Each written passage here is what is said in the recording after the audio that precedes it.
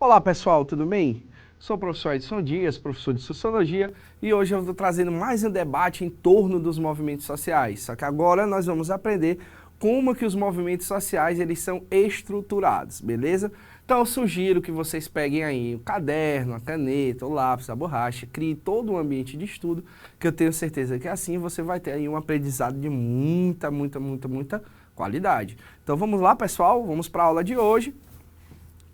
Então, como eu havia falado para vocês, nesta aula nós vamos apresentar e discutir sobre as características estruturais dos movimentos sociais, ou seja, como os movimentos sociais eles são estruturados, burocratizados, organizados, administrados, tranquilo?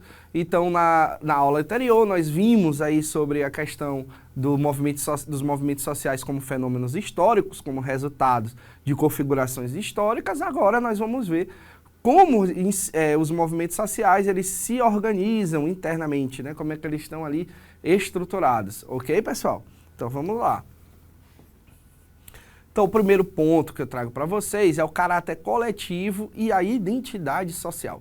Turma, em debates anteriores eu falei para vocês que os movimentos sociais eles não podem ser de um.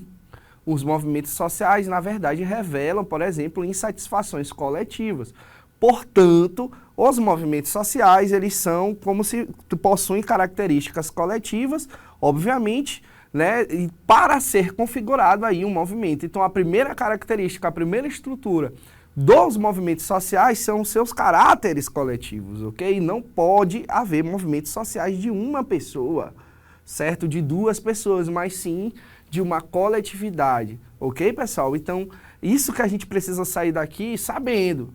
Não há possibilidade de movimentos sociais de uma pessoa.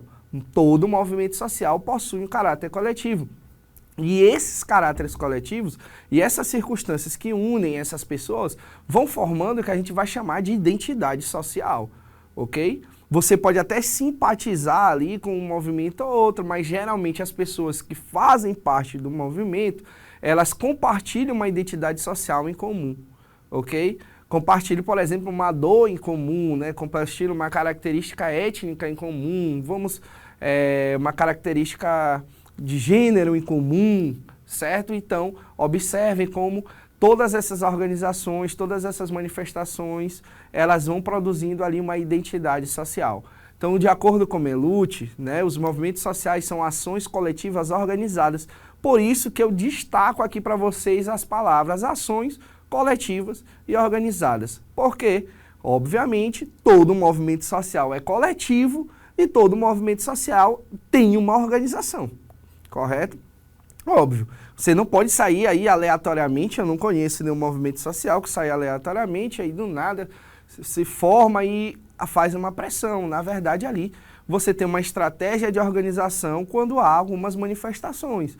Pessoas irritadas, pessoas que foram ali, que identificaram problemas que as atravessam em comum, se organizam, estabelecem pautas, estabelecem as estratégias de organização e são coletivas porque são compostas de muitas pessoas, ok?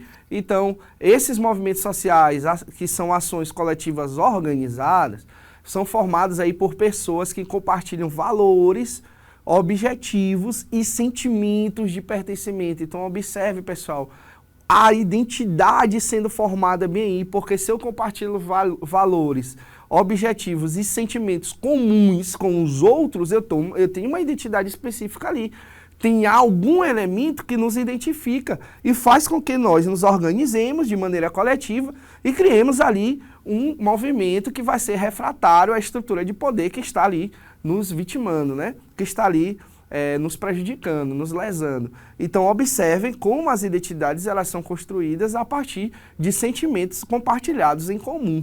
Ok? Então, esse sentimento é chamado de identidade coletiva, como eu falei para vocês, e é construída ao longo do tempo durante a própria luta. Então, vamos lá, o Movimento Negro Unificado, você tem ali uma coletividade de pessoas que se identificam como pessoas negras, que obviamente refletem sobre as estruturas sociais que marginalizam as pessoas negras, se organizam de maneira coletiva e a partir daquela organização coletiva criam um movimento obviamente que isso vai ser transformado numa identidade social, certo? No compartilhamento de valores e objetivos ali em comum. Pessoal, agora uma coisa que é preciso ficar muito nítido para vocês é que isso não obriga as pessoas a pensarem de maneira completamente igual, certo? Dentro de um movimento social, as concepções elas são heterogêneas também, as pautas elas podem até convergir, mas as opiniões elas são heterogêneas, elas são específicas e são diferenciadas,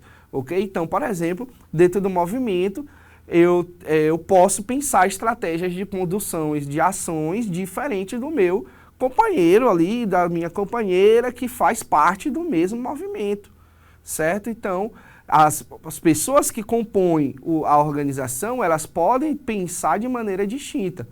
Isso não quer dizer que por elas estarem, obviamente, dentro do movimento, elas vão pensar de maneira totalmente igual, correto? Então isso precisa ficar muito nítido aí para vocês quando vocês forem aí estudar sobre os movimentos sociais, ok?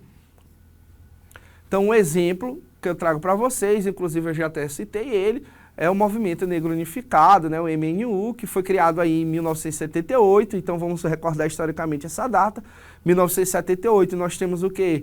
O auge da ditadura militar, certo? Nós estamos ainda no Brasil sob a égide da ditadura militar, então observe como dentro de um Estado que está dentro de uma estrutura altamente autoritária, antidemocrática, etc., surgem inúmeros movimentos. Professor, por que isso? Óbvio, porque se o Estado ele não faz questão ali de esconder, né, o seu autoritarismo, obviamente muitas pessoas elas vão ter mais facilidade de identificar que o Estado é o principal responsável pelos problemas sociais que elas enfrentam. Então, a partir desse momento, se elas conseguem enxergar com maior nitidez esses tipos de ação violentas do Estado, elas vão se organizar para enfrentá-lo. Certo? E é justamente o que ocorre aí com o Movimento Negro Unificado e o seu nascimento no auge da ditadura militar no Brasil. Nesse período, nós já tivemos aí os atos institucionais que fecharam o Congresso, por exemplo, que cassaram mandatos, que perseguiram professores, que perseguiram artistas, que acabou aí matando fisicamente muitas pessoas que eram oposições ao governo, forçou o exílio de outras. Então observe que num período de extrema violência por parte do Estado, em que o Estado ele não fazia questão nenhuma de esconder, os movimentos sociais surgem aí em efervescência, que é justamente o cenário propício que faz com que as sociedades elas percebam os problemas que o Estado ali efetivamente provoca na vida delas, se organizem e acabem ali se movimentando para enfrentar essa estrutura de poder, ok? Então, o Movimento Negro Unificado, em 1978, criado em 1978, né, foi essencial para consolidar a identidade coletiva negra no Brasil, né, combatendo o mito da democracia racial e denunciando o racismo estrutural, né, que infelizmente até hoje é possível se notar no nosso país. Então, pessoal, observe, as pessoas que compõem aí o Movimento Negro Unificado, elas observam, obviamente, que a democracia racial ela nunca existiu no nosso país, certo? Então, esses valores que diziam que havia uma harmonia entre as raças, entre aspas aqui falando, né, que não haviam problemas de preconceito, etc., ela obviamente cai por terra a partir do momento que as pessoas negras elas passam a observar que aquilo dali é uma falácia. Então elas se organizam, concebem um movimento e esse movimento vai ali lutar para combater essa ideologia que na verdade suaviza o racismo, né, que impede que a sociedade acabe aí discutindo esse problema tão sério no nosso país, assim como o racismo estrutural, beleza? Então vamos passando aqui. No segundo ponto, nós temos aqui a organização e estrutura de mobilização, né? Como os movimentos se organizam e como os movimentos estruturam a sua mobilização em momentos em que ele vai agir de maneira mais evidente e nítida, né, contra aquilo que eles estão entendendo que lesam, né, os seus corpos, né, lesam as suas vidas. Então, embora, né, varie em grau de formalidade, os movimentos sociais apresentam algum nível de organização interna. Então, eles vão ter ali, por exemplo, uma sede, vai ter ali uma filiação, por exemplo, você vai assinar um documento em que você se filia ao movimento, por exemplo. Você vai ter ali reuniões periódicas, né, para discutir as pautas, né, e as estratégias de ações. Vai ter aquelas lideranças que vão conduzir o debate. Então, tudo isso faz parte da organização e da estruturação da mobilização do movimento, ok? Então, os movimentos sociais apresentando aí algum tipo de organização interna, com lideranças, redes de apoio, estratégias de mobilização. Então, essas organizações, na verdade, elas visam ali garantir, por exemplo, a sobrevivência do movimento, certo? Então, o movimento que deixa ali de maneira difusa a sua organização, ele pode efetivamente se esfacelar e perder uma força política, né? E perder sua força política e, consequentemente, isso vai dificultar aí a garantia de direitos que o próprio movimento entende que deve ser garantido por parte do Estado. Então, a organização, ela é um dos principais pilares para que o movimento social se fortaleça. Então, portanto, muitos movimentos eles vão se organizar em torno de lideranças, por exemplo, vão tentar buscar redes de apoio, porque a fidelização, por exemplo, da sociedade civil, né, das pessoas que não fazem parte do movimento especificamente, é muito importante porque ganha força, ganha apelo popular. Então, um movimento que tem um apelo popular é um movimento que ele vai fazer uma pressão muito maior no Estado, por exemplo. Então, portanto, as estratégias aí de mobilização, elas são muito importantes nesse sentido, porque a partir dessas estratégias você consegue atingir um público muito grande, né? E esse público vai dar sustentação para suas ações. Por isso, pessoal, que quando os movimentos sociais eles começam a ganhar força, o Estado, por intermédio da mídia, então da própria força ostensiva, né, da força policial, ele começa a reprimir essas organizações, de modo que essas organizações enfraqueçam. Então, começa a se costurar, por exemplo, nas grandes mídias, né, nas mídias hegemônicas, uma representação negativa por parte dos movimentos, justamente para que esses movimentos tenham enfraquecido suas redes de apoio, que é justamente a sociedade civil, por exemplo, certo? Então, a sociedade civil, efetivamente, não vai querer apoiar algo que ela entende que é algo prejudicial, nocivo. Portanto, constantemente os movimentos sociais eles vão ter aí suas representações sendo totalmente aí desarticuladas, descreditadas, né, descredibilizadas. Então, a gente precisa ficar muito atento a essas narrativas, porque elas que vão fazer ali efetivamente com que as redes de apoio se fortaleçam ou enfraqueçam, ok? Então, eu trago aqui para vocês, né, uma referência do Tilly, que ele vai reforçar que o sucesso de movimento está ligado a essa capacidade de articular o quê?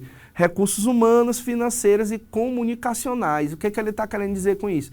Por recursos humanos, pessoas que se fidelizam ali àquelas pautas. Quanto maior o número de pessoas se fidelizem às pautas, mais força o movimento consegue ganhar, certo? Então, a capacidade do movimento de articular esses recursos humanos é muito importante, sobretudo aí na fidelização de pessoas às pautas que o movimento entende como urgentes, certo?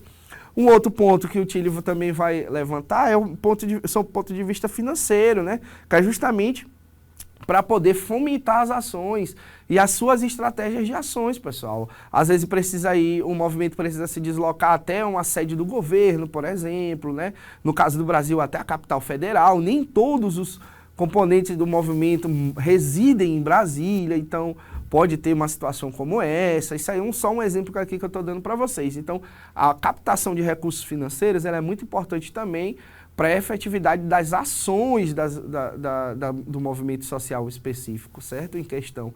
E, por fim, comunicacionais, como eu falei para vocês. Há uma guerra de narrativas por trás. Porque se o movimento está agindo, é porque ele está agindo contra alguma coisa, e geralmente é contra o Estado. O Estado ele não vai aceitar passivamente essa ação dos movimentos. Ele vai agir de maneira contundente, né, para frear essas ações. Então, ele vai reagir à ação do movimento. E muitas estratégias do Estado de reação aos movimentos é justamente na descredibilização da própria ação coletiva. É fazer uma representação daquele movimento para que as pessoas, ao ver aquele cenário, ao ver aquelas manifestações, fiquem do lado do Estado. Então por isso que é muito importante a questão da comunicação. Por isso que os movimentos sociais, cada vez mais, eles tentam se apropriar das redes sociais no sentido de fidelizar mais corações, vamos dizer assim, né? Fidelizar mais pessoas às suas pautas e assim fortalecer as suas estratégias de ação. Então tudo isso aí são características importantes para pensar as ações dos movimentos sociais, ok? Então vamos lá. Um exemplo... o exemplo que eu trago para vocês aqui é o MST, né? Como você já sabe, fundado lá em 84, né? Ele vai possuir o quê? Coordenações nacionais. Olha como ele se estrutura. Ele vai possuir uma coordenação nacional e regional, certo? Então ele vai estar nos estados do Brasil, né?